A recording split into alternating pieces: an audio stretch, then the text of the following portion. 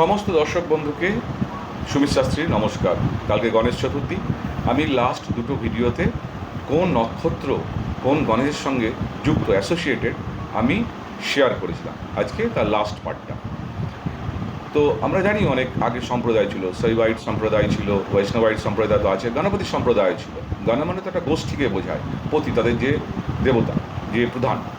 তো গণপতি অনেকে শুধু গণপতি বিভিন্ন ফর্মেই পুজো করে।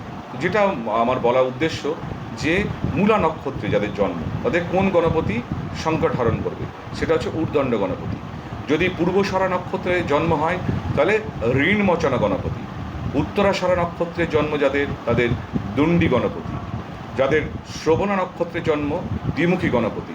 যাদের ধনিষ্ঠা নক্ষত্রে জন্ম তাদের জন্য ত্রিমুখী গণপতি।